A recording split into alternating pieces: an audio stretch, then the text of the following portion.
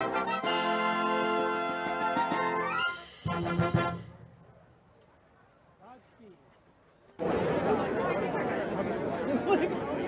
can't.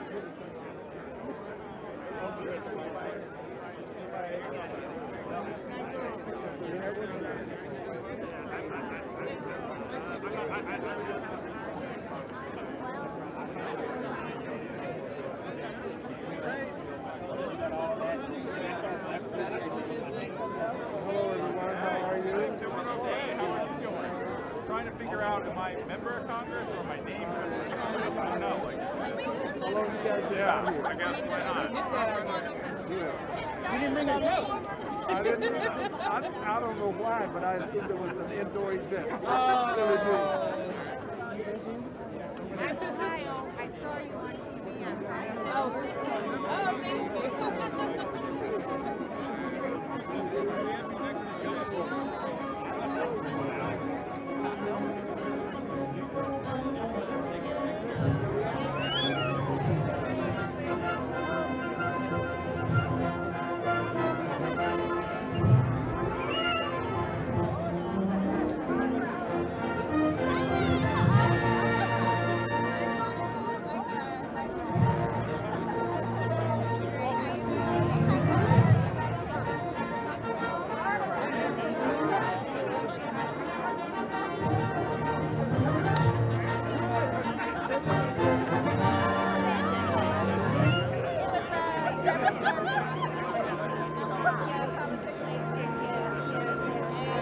Right there. Trouble. I see your name. Trouble. I see your name. They put me all the way back for a reason. Wait, am I sitting next to you too? No, just a member of Congress. Hey, I just spent 5 days with my son. I got jokes and stories. I apologize.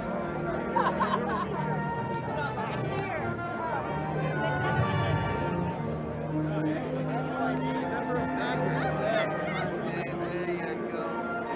I just spent 5 times. Like, since I'm never really had it in my hand, I just gave it in her hand. Survival of the fittest.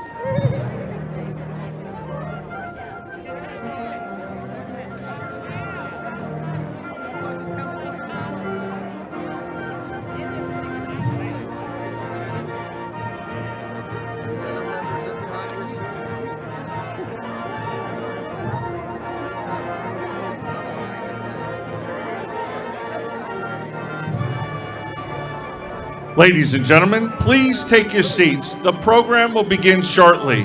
Thank you. I can sit right on the planet.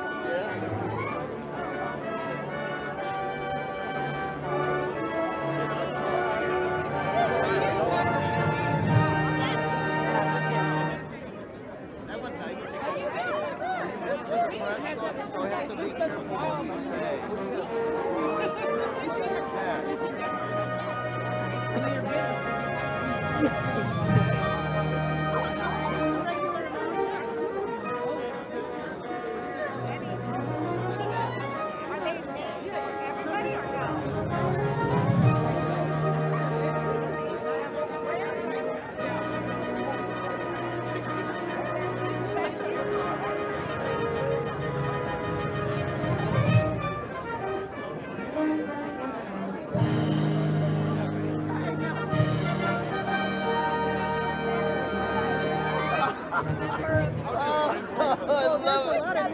Oh, that's a great story. I know this is here. Now, I want to make sure when I sit with this, like, fall apart and I here.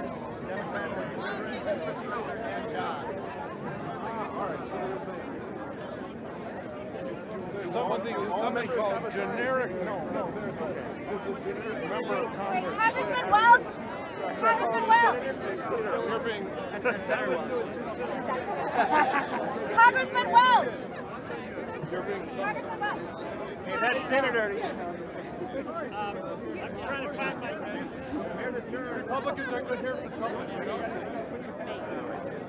People have assigned seats for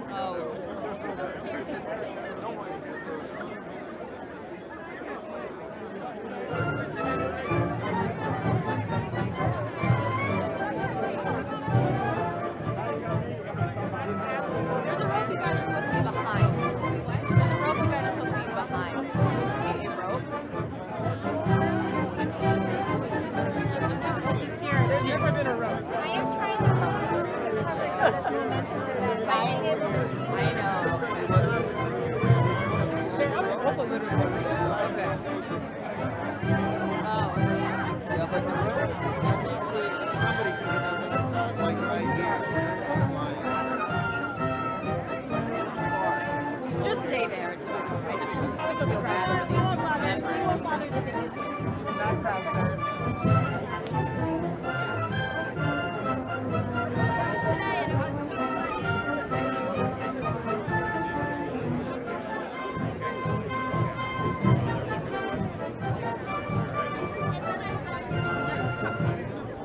Hey, what's going on, Mama? I see all the people here. Thanks in the house. Thanks in the house.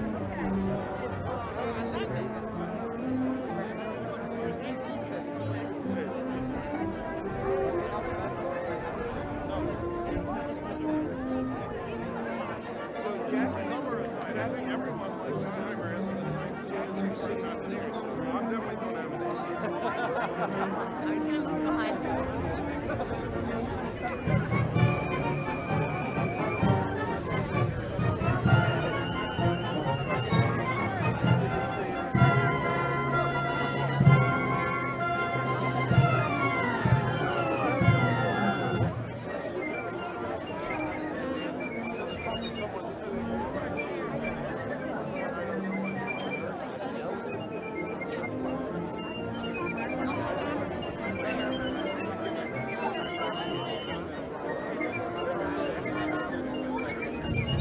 Ladies and gentlemen, please take your seats as we are moments away from the program beginning shortly. Thank you.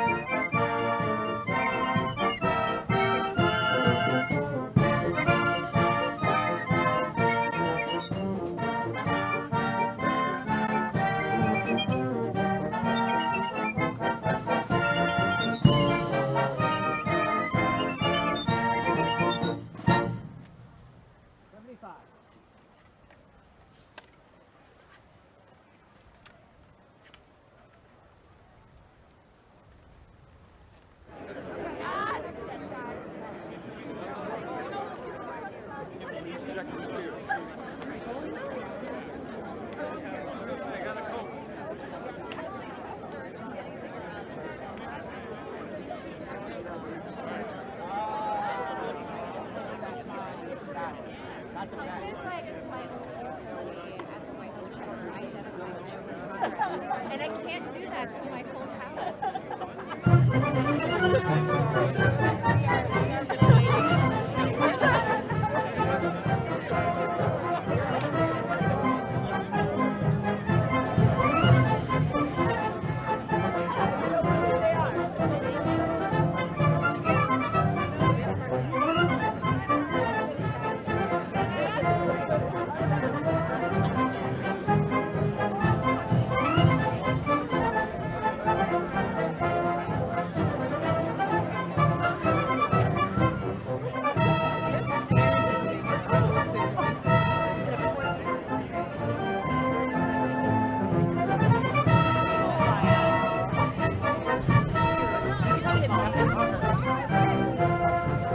Ladies and gentlemen, please take your seats and silence your cell phones. The program will begin shortly. Thank you.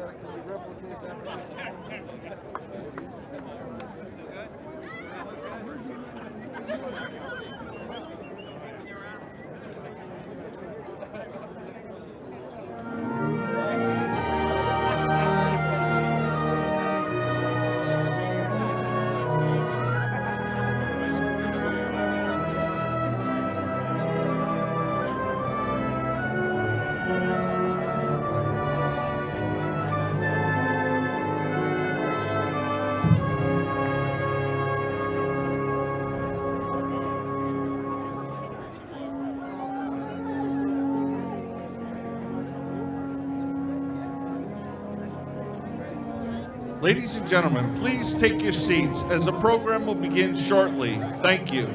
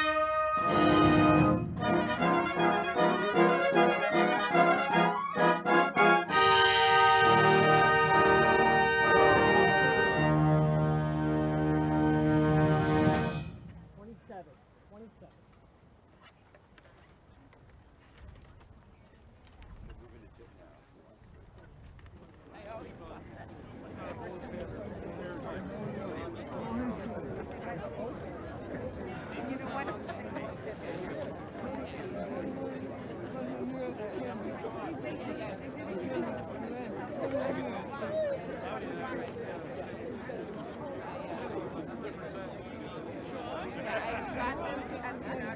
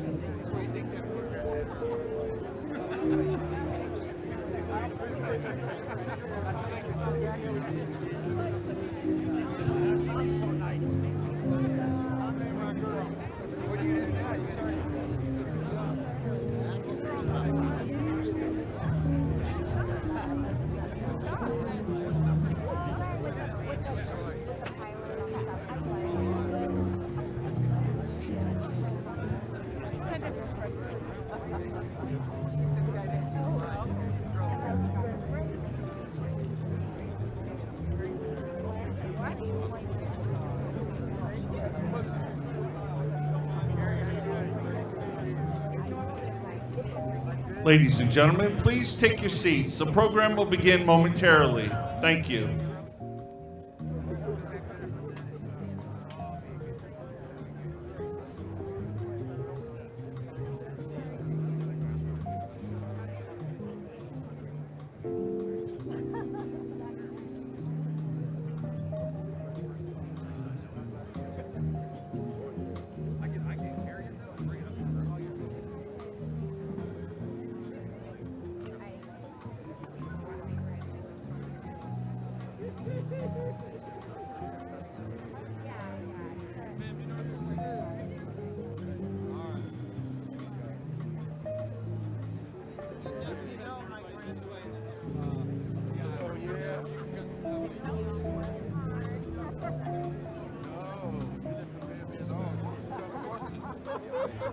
I know what size your granddaughter, but she's good. She's good. That's what they give us,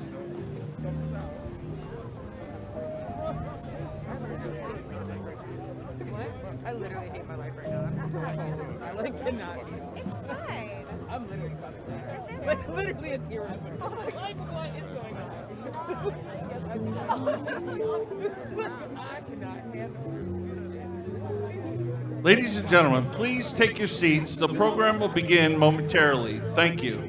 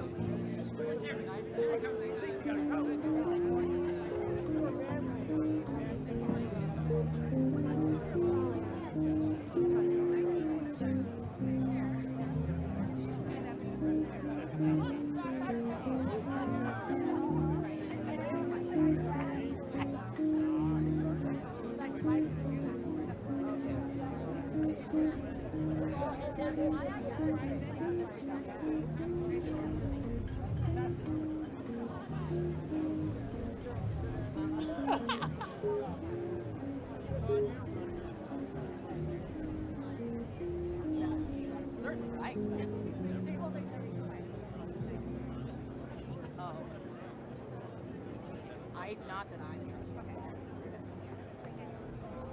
But don't you think you won't, right? You guys have gone ahead for longer than I've been here. No, that's fair. I don't think so.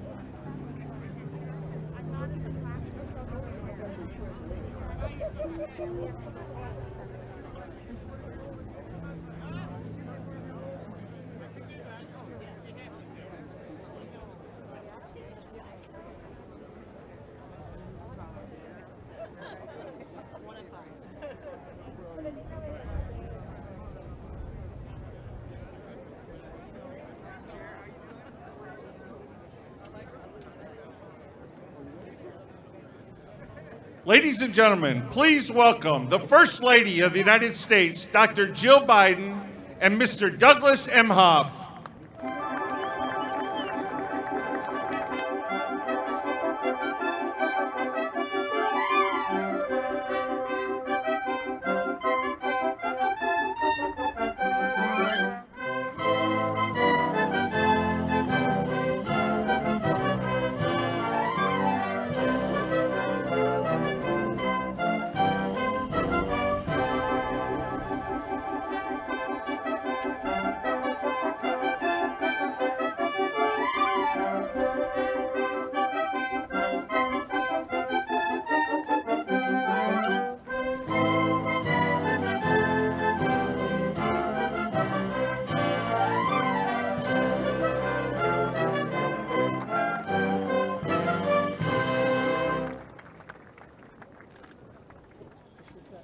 Ladies and gentlemen, please welcome Speaker Nancy Pelosi, Leader Chuck Schumer, Senator Rob Portman, Senator Kirsten Sinema, Mayor Aquanetta Warren, and Ms. Donetta Williams.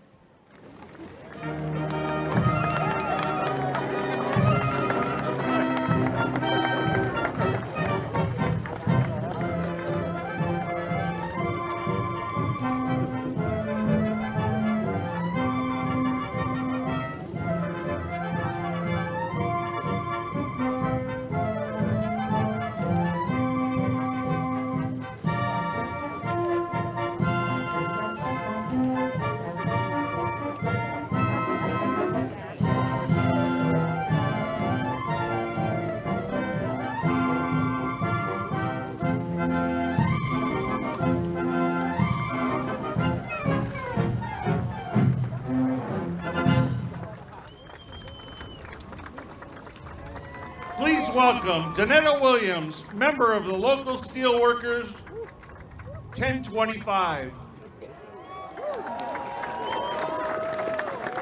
Welcome to the White House on this very historic day. I am so honored and happy to be here and elated to see President Biden, Vice President Harris, members of the cabinet and members of the Congress, members of my local union, brothers and sisters. Is this not a great day to sign a bill? I am Donetta Williams. I'm an optical fiber maker at Corning in Wilmington, North Carolina. Our 326 members there and the steel workers throughout our great union supply America. We have the materials and components needed in our nation's infrastructure. Investments in infrastructure are critical to workers like me, my brothers and sisters, and other in other industries, and I was so proud to join them to help pass this bill you will sign today, President Biden.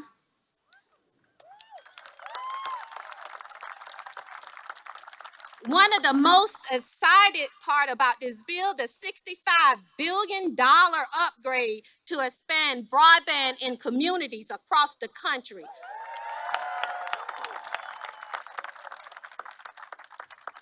Communities like mine and rural North Carolina. This is not just an investment in broadband, but in jobs at Corny, where I make fiber, and investments in fellow North Carolinas. This job will help everyone have access to this bill will help everyone have access to the internet that they need to teach their children, run their businesses, and sell products from their farms. These jobs are important. Working at Corning making optical fiber, I've been there 26 years. It helped me raise my daughter, who's now 30. As a single mom, I was able to have health care provided, able to send her to school to get an education, and it has allowed me to contribute to my local economy and community. And it also helped me contribute to the tax base that's needed for essential for essential items. We need it, y'all. So hey, it has. I just want to thank President Biden. I want to thank him for investing in me, workers like me, my brothers and sisters, all throughout this great United States. I just want to thank you, and thank you for your bold leadership and vision. And thank you for the opportunity to be here today. And now it is my honor to introduce the mayor of Fontana, California, Aquanetta Warren.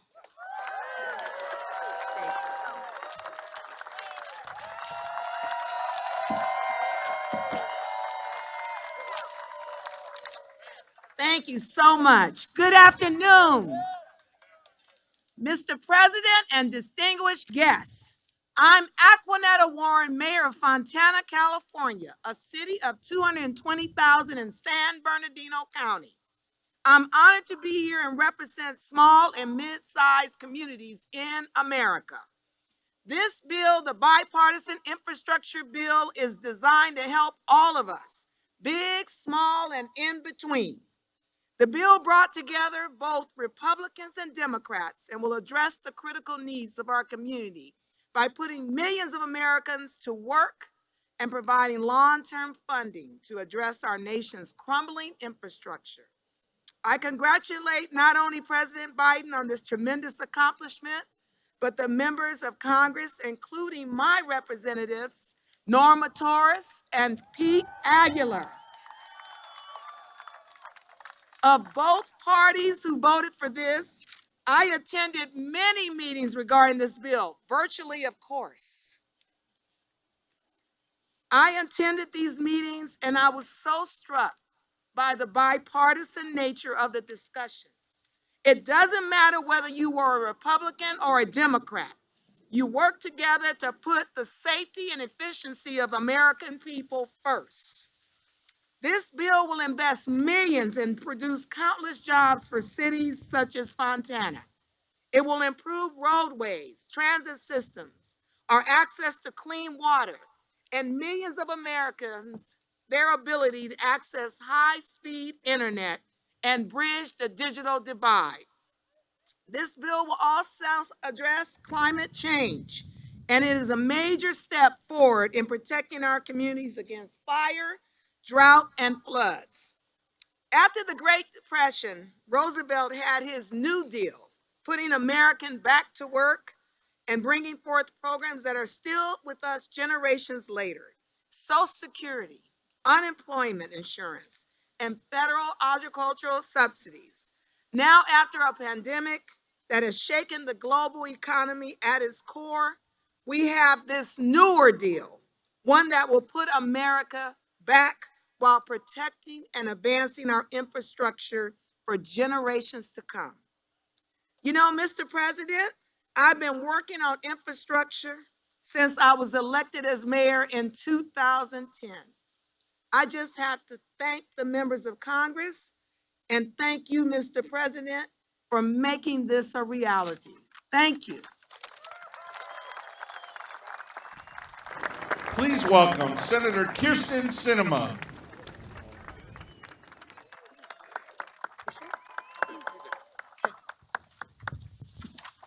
Well, thank you. You know, you'll hear a lot today about what this historic legislation means for everyday Americans, from better roads, to stronger electric grids, to cleaner water, to faster internet in more places. Our plan will create millions of jobs and make our country stronger, safer, and more globally competitive without raising taxes on everyday Americans. You may have heard less about new policies in our bill that do not grab the same media attention, but will make a big difference. States like Arizona that are confronting historic drought will see billions of dollars to strengthen water systems throughout the American West. Communities will see historic investments to prevent and recover from wildfires. Land ports of entry, key national security infrastructure and commercial hubs will see major upgrades. And our bill makes significant investments in tribal communities' infrastructure, including all necessary funding to complete authorized Indian water rights settlements. Beyond historic financial resources, our plan includes a significant update of transportation policy. From strengthening public transit in mid-sized communities, to new technologies preventing impaired driving, to new federal positions to raise the voices of tribal communities in infrastructure policy. Our legislation represents the substantive policy changes that some have said are no longer possible in today's Senate. How many times have we heard that bipartisanship isn't possible anymore, or that important policy can only happen on a party line? Our legislation proves the opposite. And the senators who negotiated this legislation show how to get things done. The senators in our group of 10 effectively represented the needs of the regions we represent. Senator Cassidy in the Deep South, Senator Warner in the Mid-Atlantic, Senator Manchin in Appalachia, and Senators Romney and Tester in the West. And the Northeast and Alaska, each with unique needs, were ably represented by Senators Shaheen, Collins, and Murkowski, the wonder women of our group, always focused on the practical outcomes. And I sincerely thank my partner in co-leading this long effort, Senator Rob Portman, whose knowledge of the federal budget is matched only by his steadfast commitment to delivering on this priority for America.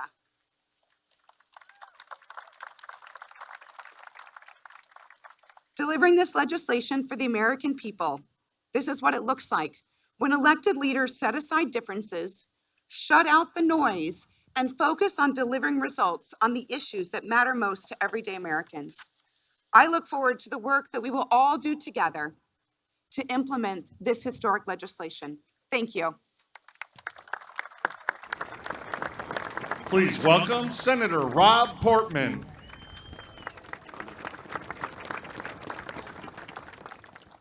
Kyrsten, thank you very much, and it was great being your partner in this.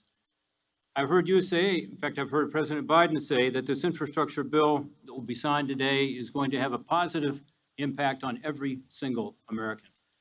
And that's true. This is true today. It'll be true for decades to come. And I want to congratulate everyone gathered here today for the role you played in making this possible.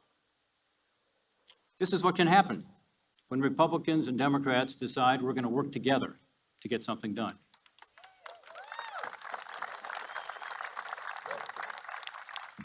The bipartisan process that resulted in this historic investment began with a meeting about 8 months ago with my colleague, Senator Sinema, whose persistence was absolutely key to us being here today. We met, frankly, in response to the initial Biden infrastructure plan, which included tax increases, and also included substantial investments in so-called human infrastructure. By removing the tax hikes and shrinking the package to only fund core infrastructure, we saw an opportunity to find bipartisan consensus on finally fixing our nation's outdated infrastructure. And from there, the group quickly grew to the G10 negotiators. They were just mentioned, but I got to mention them again. Senators Susan Collins, Mitt Romney, Lisa Murkowski, Bill Cassidy, Joe Manchin, Jeanne Shaheen, Mark Warner, and John Tester. 5 Republicans and 5 Democrats. It ultimately grew to 22 senators, evenly divided by party, in a partnership with the House Problem Solvers Caucus, led by Brian Fitzgerald and Josh Gottheimer. Give them a round of applause.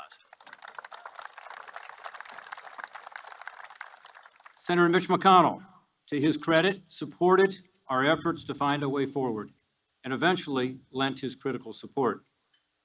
Senator Shelley Moore Capito helped lay the foundation for our success in her White House discussions and also in her committee work with Senator Tom Carper.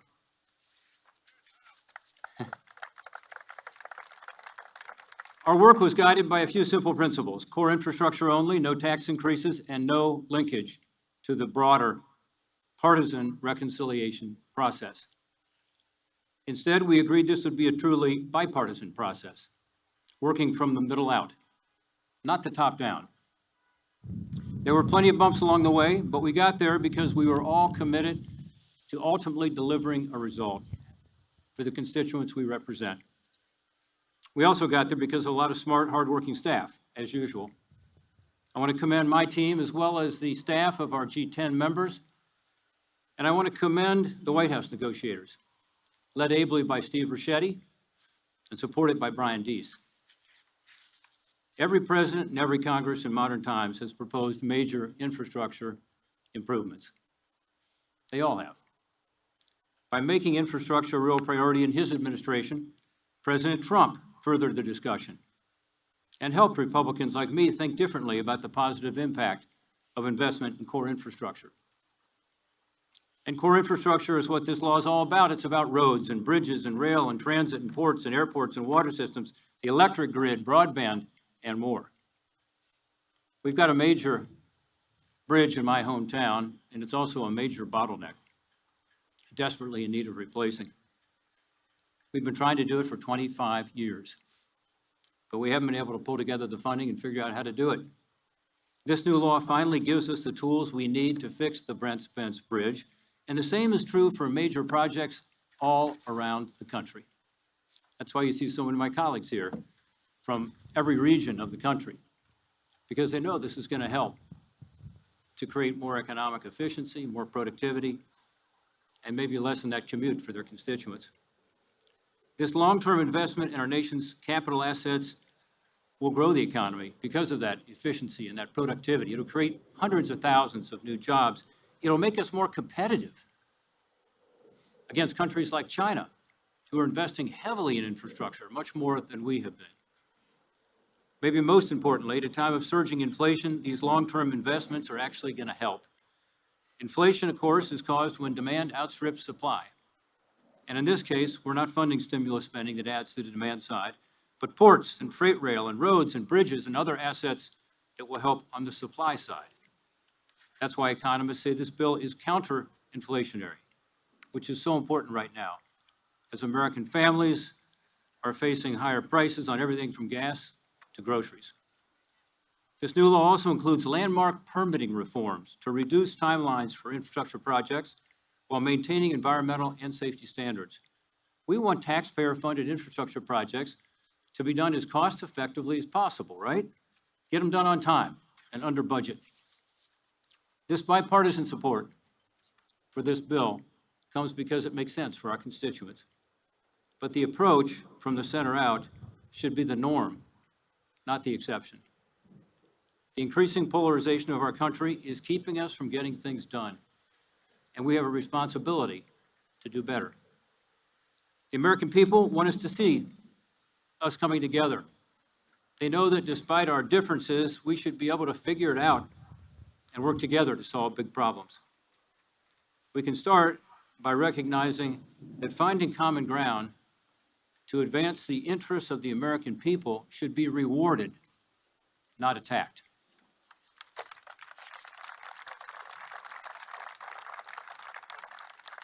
Mr. President, in a moment, you're going to sign this bill. I will say that you and I will disagree on the tax and spending in the other priority you have, the reconciliation bill, but I think we can both agree that this infrastructure investment shouldn't be a one-time bipartisan accomplishment. This should be the beginning of a renewed effort to work together on big issues facing our country. Again, I want to thank everybody who's here today for what you did to make this possible. Thank you. We need no interruption. Please welcome Senate Majority Leader Chuck Schumer. Thank you. Thank you, Mr. President, for inviting us to the White House. Thank you to Vice President Harris, my colleagues in attendance, all of you, and Senator Sinema, Portman, and Speaker Pelosi. Now, for years, Americans were promised that an infrastructure bill was coming. Today, we're telling the American people that an infrastructure bill is finally here. Thank you, President Biden. At the start of this year, we told American families that we'd meet our challenges, the challenges of our time, with boldness and with courage. Now they're getting one of the largest infrastructure bills ever. To paraphrase one of my favorite former vice presidents, it's a big effing deal. There isn't a community in America, not a city, not a town or rural hub, that doesn't have some glaring infrastructure problem requiring immediate attention. Busted roads make it harder for people to get to work. Dilapidated schools make it harder for kids to learn. Overtaxed seaports and railways and airports make it harder for goods to get to market, hurting businesses, raising prices on consumers, and hurting our economy. If America is to compete in this century, we can't do it with an infrastructure that's stuck in the last century. This infrastructure bill will help us meet the challenges of our time, strengthen our crucial supply chains, and lay the foundation for another generation of economic prosperity. This bill can be summed up by a four-letter word: J-O-B-S. Jobs, jobs, and more local jobs, more good-paying jobs, more union jobs. This bill will benefit every state, in very significant ways. In New York, my New York, major projects have been stalled for so long, like Gateway, the Cross Bronx Expressway, the 2nd Avenue Subway, I-81 in Syracuse, the Inner Loop in Rochester, will all have the ability to get going. And there are projects as important as these in every state across the country. Today's infrastructure bill will also begin the necessary efforts to prevent the worst of climate change, putting thousands of Americans to work by investing in resilience in our buildings, and crucially, beginning our task to make America's transportation system clean. It will finally bring millions of Americans online with high-speed internet, both in rural and underserved communities. New York alone still has over 1 million households without access or a subscription to broadband. We'll also help eliminate lead pipes in our water system, so one day parents won't have to worry if their kids are getting sick every time they turn on the faucet. Cities like Rochester still have 25,000 lead pipes that need replacement, 25,000. And today's legislation will also make driving safer in America. It'll require new cars to install drunk driving prevention technology, and it will make dangerous, largely unregulated vehicles like limos safer to use on the road. In the audience today, we have a great New Yorker, my friend Kevin Cushing. Kevin, where are you amid this big crowd? Thank you, Kevin. He's way back there. Kevin is the father of Patrick Cushing. Patrick died 3 years ago when he and 19 friends from the Amsterdam, New York area were celebrating a birthday, and they were killed in a limo crash in Schoharie. As the president deeply understands, that is a loss no parent should endure. It was horrific, preventable tragedy stemming from outdated federal rules and loopholes that allowed dangerous limos to operate on the road unchecked. In the face of the loss, rather than curse the darkness, Kevin and the families impacted that day lit a candle. Every day since that accident, they have pushed every single senator to support changes in our laws to make these vehicles safer to ride in. Today, their perseverance has paid off. Kevin, my friend, it was an honor to fight alongside you, and today Patrick is smiling down with pride.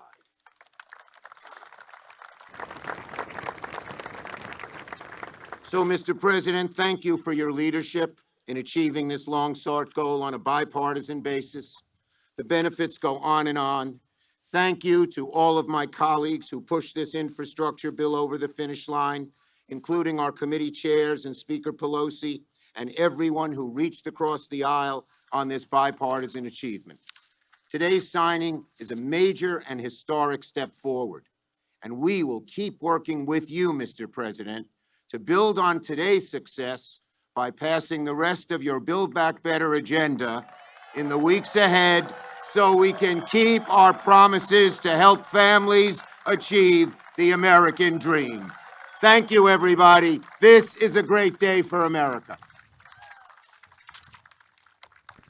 Please welcome Speaker of the House, Nancy Pelosi.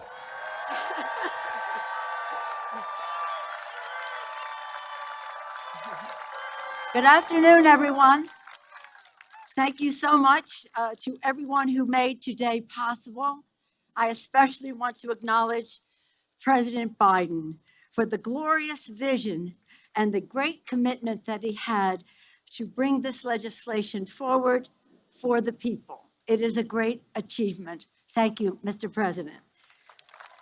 When our nation was experiencing the depths of pandemic and economic crisis, you knew, Mr. President, that we needed not only to recover, but we had to seize the opportunity to build back better.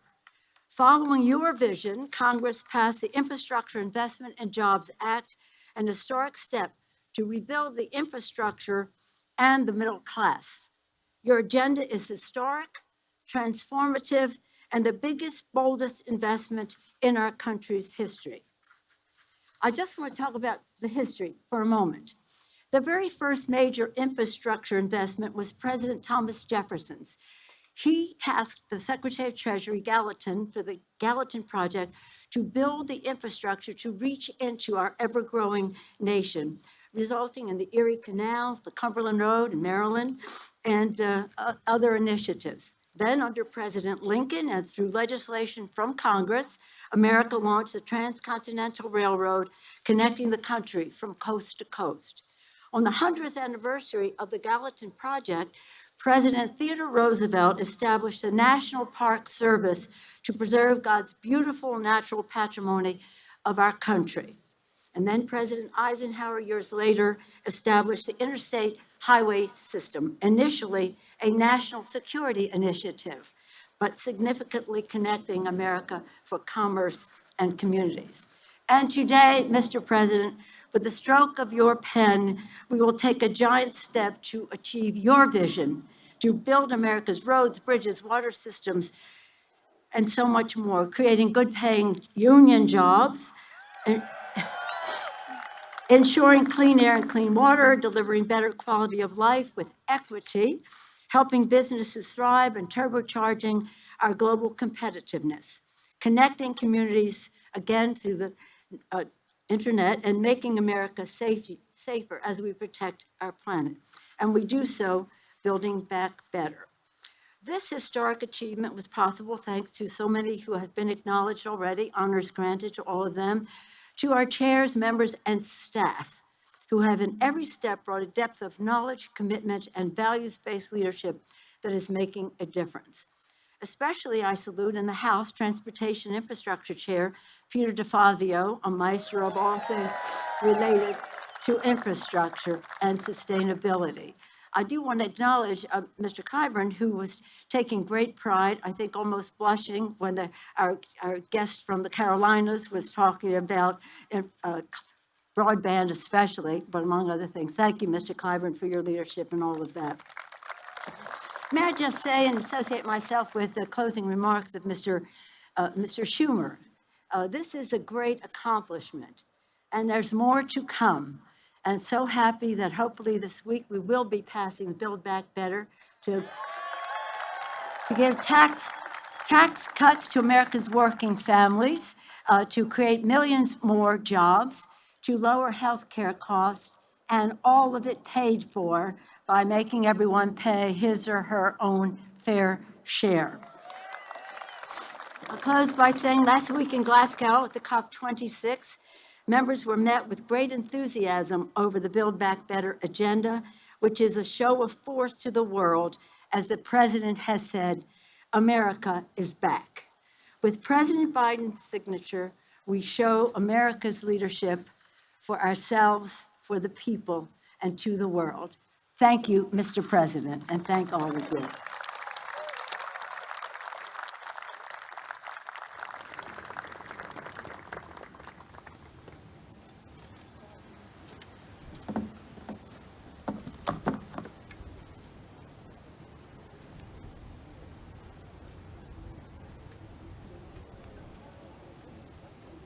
Let's go.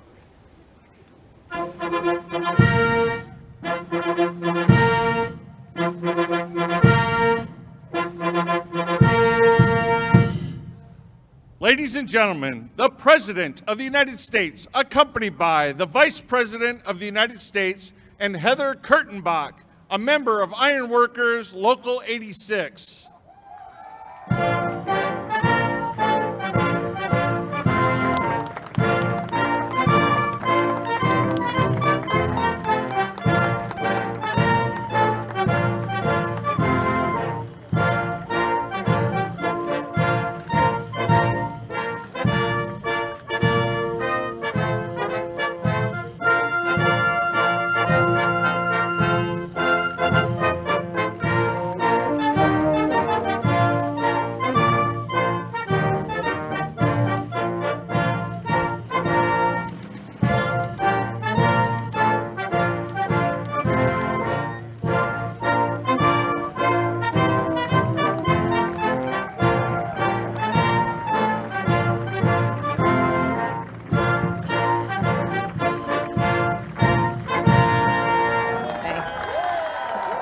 Please welcome Heather Kurtenbach. In a moment. Please have a seat. President Joe Biden, Speaker Nancy Pelosi, Majority Leader Chuck Schumer, Cabinet members, Congress members, governors and mayors, and my fellow Americans. This is an historic day. In the middle of the Civil War, President Abraham Lincoln started construction on the Transcontinental Railroad. In the middle of the Great Depression, President Franklin Roosevelt finished construction on the Hoover Dam. President Dwight Eisenhower signed the National Interstate and Defense Highways Act in the middle of the Cold War. And today, President Joe Biden will sign the Infrastructure Investment and Jobs Act into law. Indeed, is an historic day today. From the very start of our administration, we were determined to follow through, not just on our promise to invest in our nation's infrastructure, but on the promises that the American people have heard for years now. And we would not be here today were it not for your leadership, Mr. President.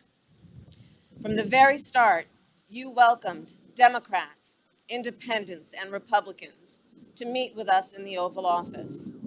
You welcomed ideas. You welcomed debate, all in the service of getting this bill done. And here is what I know to be true, Mr. President. You are equal parts believer and builder. And because you are, we are all better off. On behalf of our nation, thank you, Mr. President.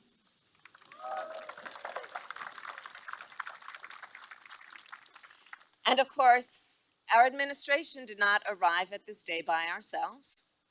We are also here because of leaders in the House and the Senate who worked on this bill together, who voted for this bill. And we are here because of the millions of Americans who believed that we could get this done. Well, we got it done, America. We got it done. In many ways, this day embodies our character as a nation. It demonstrates exactly who we are. We are believers through and through. We see what can be unburdened by what has been. We are as bold as we are determined to do big things. The Infrastructure Investment and Jobs Act proves that. It proves that in America, we have the courage to believe a better future is possible and to build it together. After this bill is signed into law, millions more Americans will go to work in good-paying, good union jobs. Americans like Jovan Johnson, a carpenter I met in Nevada, who said that she has, quote, built her career on infrastructure and fed her family on infrastructure. Americans like Jeff Bird, a line design technician I met with in New Hampshire. He attaches fiber to utility poles to keep up with the demand for high-speed internet. Or Leslie Kilgore, an engineer I met with in North Carolina, whose team is building electric school buses. Or Walter Cody, a construction inspector with whom I met, who is working to get clean water to families in California. This will be a nationwide effort, the likes of which we have not seen in a generation. It will make our country more competitive, and it will deliver on our nation's and our administration's commitment to equity. Now, this bill, as significant as it is, as historic as it is part one of two.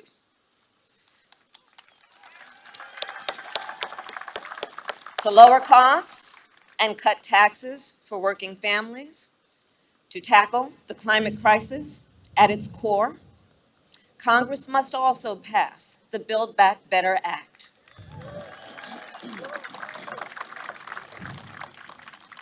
The work of building a more perfect union did not end with the railroad or the interstate, and it will not end now.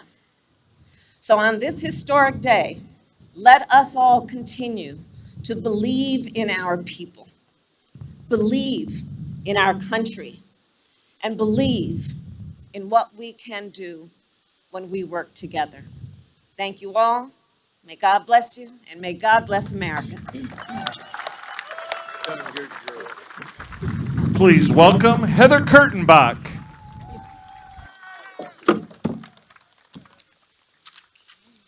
Thank you, Madam Vice President. As a proud union ironworker from Local 86 in Seattle, Washington, I am honored to be here at the White House on this historic day for workers like me and our country. I am an elected leader in my local union as a business agent and active in the Sisters Committee, which mentors newer ironworkers. Before I got where I am today, however, I had to overcome some challenges. In 2005, I was released from incarceration. While incarcerated, I was able to work on a wildland firefighting crew, sometimes heading out in the middle of the night to fight fires. That experience taught me a powerful work ethic and gave me lasting friendships. When I got out of prison, however, doors were closed to me. I searched for a job for 6 months with no offers. Finally, as a last-ditch effort, I asked my brother-in-law, a union ironworker, how he made a living. He told me, go to the union and apply. You could totally do this work. And I'm so glad that I did. I was accepted into, thank you. Yeah. I was accepted into the apprenticeship and went right out to a rebar job. I loved working rods and I fit right into the trade. I graduated from my apprenticeship at an uncertain time. The Great Recession 12 years ago was more of a depression for the construction industry. And many of my fellow journeyman workers, my co-workers, couldn't find work. Luckily, the Obama-Biden administration passed the Recovery Act that created a vital lifeline of jobs as the economy recovered. Yes. Just like this infrastructure law will do for workers today, enabling them to rebuild America and take care of their families over the coming years. Roads and bridges, rail, transit, airports, water, a whole generation of our nation's infrastructure will be built, creating good union jobs for people just like me. It invests in historically disadvantaged communities, creating jobs and opportunities for people of every race, gender, and background. I'm proud to stand here today and represent the most diverse labor movement in history. Nearly half of my local's apprentices are women or people of color. And this law empowers unions to keep building the middle class, leaving no one behind. Most of all, I'm proud to stand here as an American in this moment. In our line of work, you have to trust one another to get the job done. And throughout this process, I knew we could trust someone to get this law done. Someone who understands what workers like me are going through and who always believes in us and what we can do if given a chance. I never imagined in a million years that I would be standing here today. Yeah. But that's what's great about America. Thank you. Thank you. Oh, thank you. Thank you.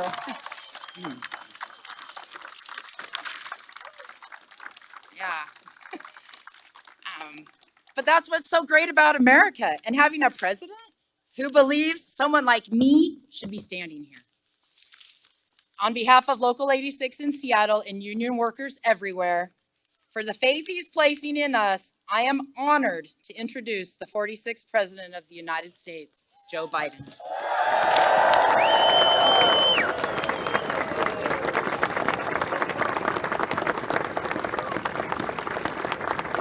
Thank you, thank you, thank you.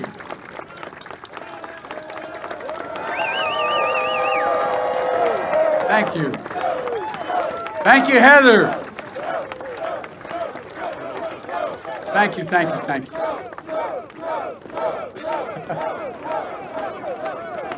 Oh, thank you. Heather, you thought, you're surprised you're standing here. Jill is very surprised I'm standing here. Well, Heather, thank you for the introduction. And I can't look over here because the sun's shining in my eyes, but all this other crowd over here, thank you, thank you, thank you, thank you for all you've done. Look, thanks for sharing this day with us. Why this day matters to you and your fellow iron workers and your families, and you explained it well. For all the folks at home, I know this day matters to you as well. I know you're tired of the bickering in Washington, frustrated by the negativity, and you just want us to use and focus on your needs, your concerns, and the conversations that are taking place at your kitchen table. Conversations as profound as they are ordinary. How do I find work? And how do I get there? How can our small business thrive and our child succeed in school? Or how do we emerge from this pandemic, not just with a little bit of breathing room, but with real fighting chance to get ahead? When we ran for president, to help, I thought maybe I could help answer some of those questions for you and the needs you have. Because every time I'd ride home on Amtrak, I'd go through just north of just south of Baltimore. I'd look out, go through a suburban neighborhood. I look in all those lights are on in the windows, Nance, and I look and I wonder, what are they talking about? I'm serious. Swear to God. What are they talking about sitting at that table? What are they talking about?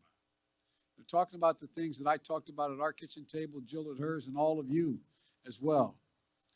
And that's about how can we come together to be president for all Americans, to make sure our democracy delivers for you, for all of you.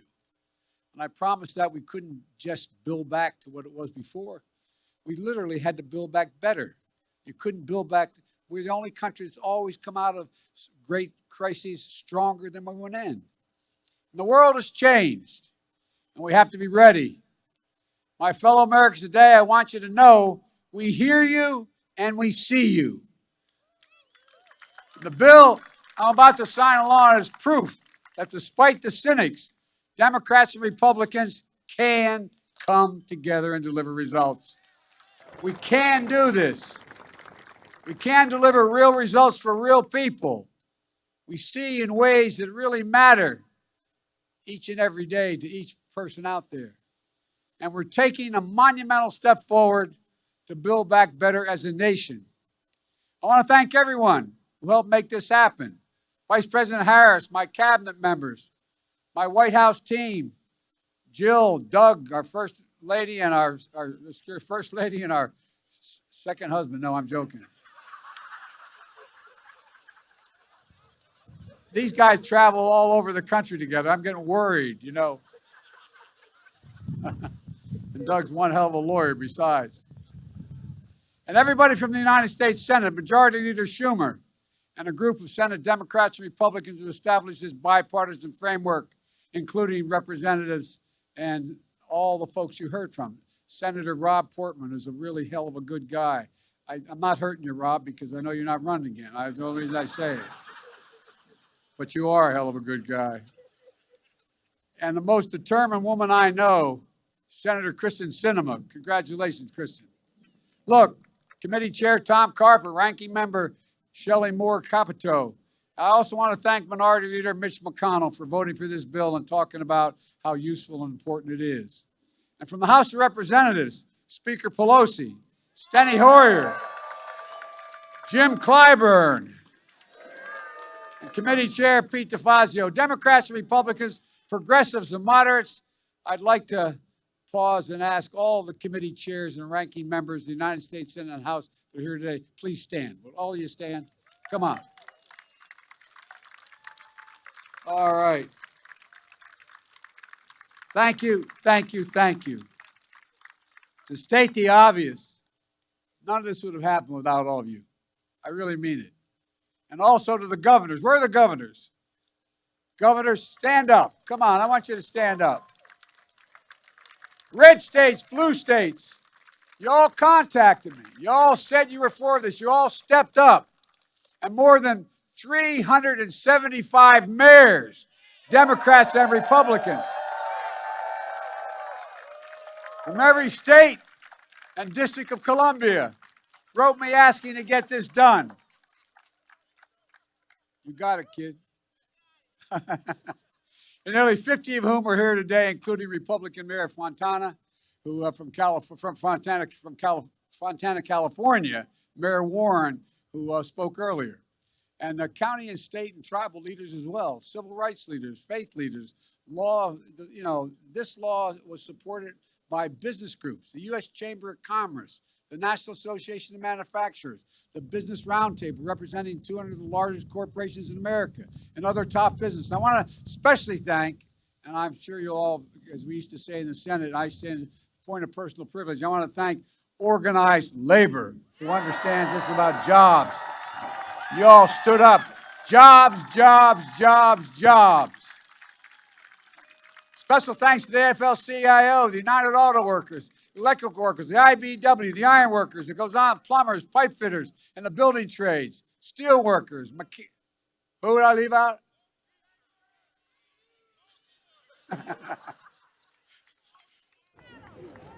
Pardon me? And my wife is a member of the union, the NEA. I'm going to get in trouble. Machinists, so many more. Look, folks, for too long, we've talked about having the best economy in the world. We've talked about asserting American leadership around the world with the best and the safest roads, railroads, ports, airports. Here in Washington, we've heard countless speeches and promises and white papers from experts. But today, we're finally getting this done. So my message to the American people is this: America's moving again, and your life is going to change for the better. If you live in one of the 10 million homes, or you're a child who attends one of the 400,000 schools or child care centers that still has lead pipes in them, you face a clear and present danger to your child's health and your health now. This law is going to start to replace 100% of the nation's lead pipes and service lines. So every American, every child can turn on the faucet and drink clean water. And tens of thousands of plumbers and pipe fitters are going to get work done in good-paying jobs. Folks, as we saw with remote learning, remote working during the pandemic, access to high-speed internet is essential. And access to water as essential as access to water and electricity.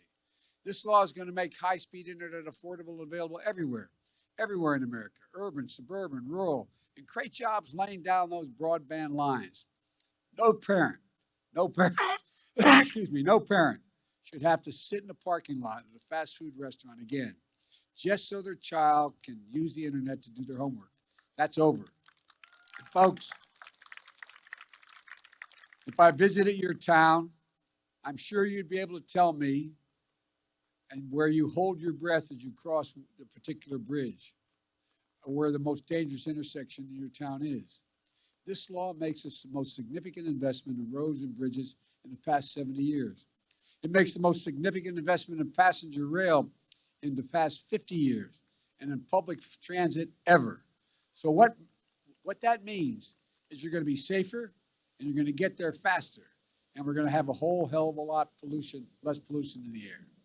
The bipartisan law will modernize our ports, our airports, our freight rail to make it easier for companies to get goods to market, reduce supply chain bottlenecks, as we're experiencing now, and lower cost for you and your family. The law also builds on our resilience so that the next storm, superstorm, drought, wildfire, hurricane can be dealt with. Last year alone, the United States, as a consequence of these kind of extreme weather events, lost $99 billion in the United States alone in damage. After Hurricane Ida, I see the distinguished governor from Louisiana is over there. I saw him stand up. I went down to see him. We went through and saw all the damage there. They had 179-mile-an-hour winds at top speed in Louisiana. But then I headed on up to New York. Chuck, we're up in your area, in the Queens, in New Jersey. More people died there than in the hurricane. More people died with the flooding. Record wildfires raged, and I went to Idaho and California and saw it. More land is burned to the ground than the entire state of New Jersey out west. Folks, walk the neighborhoods and look the people in the eye in these circumstances, as many of you have, and you'll see the despair and the heartache. So many of you understand. You're living through it. This law builds back our bridges, our water systems, our power lines, our levees better and stronger, so few Americans be flooded out of their homes or lose power in those days and weeks as a consequence of the storms that hit. Folks, this bipartisan law, for the first time ever, creates a true national network of charging stations for electric vehicles, over 500,000 of them, so you can charge your car here and drive all the way to California, not worrying about having to find places to charge, creating thousands of jobs, thousands.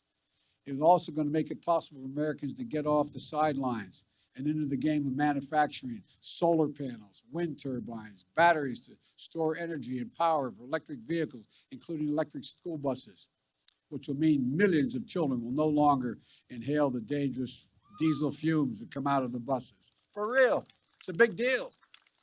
And it'll reward companies for paying good wages and for buying American, sourcing their products here in America right now. It's going to help the United States export clean energy technologies to the world, creating tens of thousands of more jobs. There's so much more in the law, but most of all, it does something truly historic. I ran for president believing it was time to rebuild the backbone of this nation, which I characterize as working people in the middle class. They're the ones who built the country. And to rebuild the economy from the bottom up and the middle out. This law delivers on that long overdue promise, in my view. It creates better jobs for millions of Americans. And no one earning less than $400,000 a year will pay a single penny in federal taxes because of it. And it does not include, as we did the bipartisan infrastructure bill, it does not include a single penny in gas tax, which I rejected because people under $400,000 would be paying it. This law is a blue-collar blueprint to rebuild America. It leaves no one behind, and it marks an inflection point that we face as a nation. For most of the 20th century, we led the world by significant margin because we invested in ourselves. But somewhere along the way, we stopped investing in ourselves. We risked losing our edge as a nation, and China and the rest of the world are catching up. Our infrastructure used to be rated the best in the world. Now, according to the World Economic Forum, we rank 13th in the world. Well, that's about to change. Things are going to turn around in a big way. For example, because of this law, next year will be the first year in 20 years American infrastructure investment will grow faster than China's. We'll once again have the best roads, bridges, ports, and airports over the next decade. And we'll lead the world into the 21st century with modern cars and trucks and transit systems. We're going to do this by building again and moving again. Folks, too often in Washington, the reason we didn't get things done is because we insist on getting everything we want, everything. With this law, we focus on getting things done. I ran for president because the only way to move this country forward, in my view, was through compromise and consensus. That's how the system works. That's American democracy. And I'm going to be signing a law that is truly consequential because we were made our democracy delivered for the American people. We compromised. We reached a consensus. That's necessary. And now our focus moves to implementing an infrastructure law that's going to, with speed and with discipline. I have a lot of experience in doing that. When I was vice president, I was given responsibility for overseeing and implementing the Recovery Act for nearly $900 billion emergency package. I'm proud to say that when we finished implementing that Recovery Act, it was determined that there had been less than 0.2% waste, fraud, or abuse. And it was how I learned and earned the nickname Sheriff Joe from President Obama, because I made it a point every single day for well over a year to stay on top of how the money was being used. I spoke with over 160 mayors, 2-3 times sometimes. And I spoke with county executives, and every governor save one. Well, I won't mention that. And save one. She could see Alaska from reports. But monitor what we're doing. That was just how it was being done. And it was one of the most efficient implementations of a major program in American history. And now we owe it to the American people to do the same thing again. And to make sure every penny is spent where it's supposed to go in a timely fashion, I've asked the former mayor of New Orleans and former lieutenant governor of Louisiana, Mitch Landrieu, to oversee this responsibility. He'll have full access to every tool the federal government has to get it done. And we have the high obligation and responsibility to make sure this money is used wisely and used well. Folks, I've been looking forward to this day for a long time, like all of my colleagues here have. Tomorrow, I'll be traveling to New Hampshire to visit a bridge that is structurally not safe, like thousands of bridges across America. That's what this law is all about, keeping communities safer and more efficient. On Wednesday, I'll be in Detroit to meet with UAW workers who are building the next generation of electric vehicles. And that's just the beginning. We're also seeing you'll be seeing me and the Vice President Harris, Jill and Doug, cabinet officials, hitting the road to help you understand how this is going to transform your lives for the better. And folks, when you see those projects starting in your hometowns, I want you to feel what I feel. Pride. Pride in what we can do together as the United States of America. Folks, you know, the same goes for my plan to build back better for the people. Getting folks back to work and reducing cost of things like child care, elder care, housing, health care, prescription drugs, and meeting the moment on climate change. I'm confident that the House will pass this bill, and then we're going to have to pass it in the Senate. And it's fully paid for. It will reduce the deficit over long term, according to leading economists in the world. And again, no one earning less than $400,000 will pay a single penny more in federal taxes. And together with the infrastructure bill, millions of lives will be changed for the better.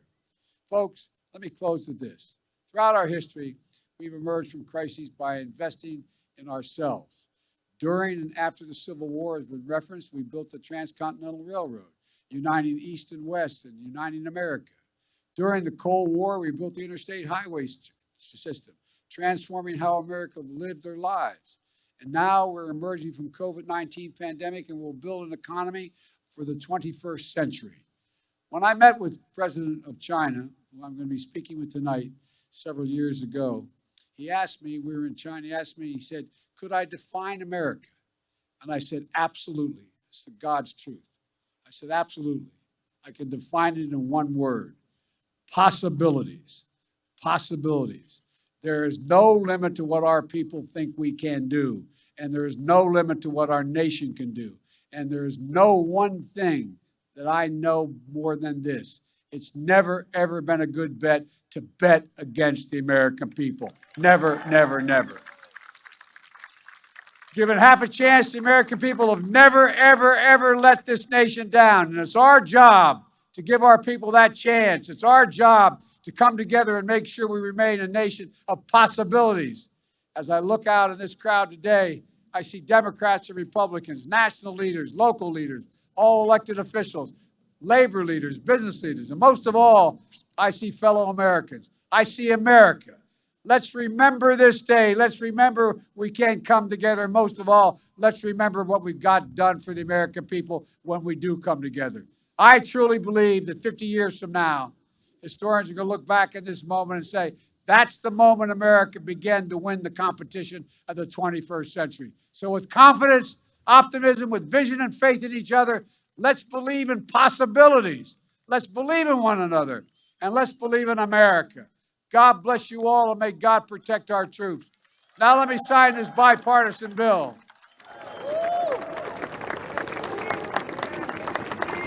Take the Vice President's clip out of your way, sir. Good man. There you go. Yes, sir.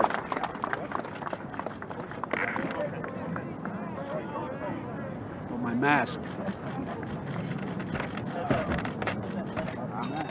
Oh, boy. Guess I don't.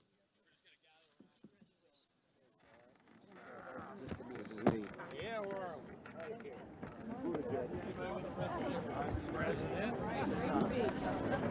Hey guys, please.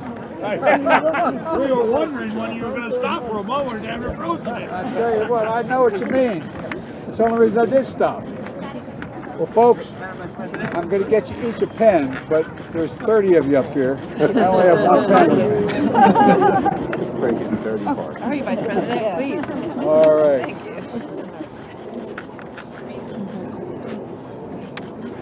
Okay, here we go. Yeah. Bravo. Thank you, thank you, thank you. Good job.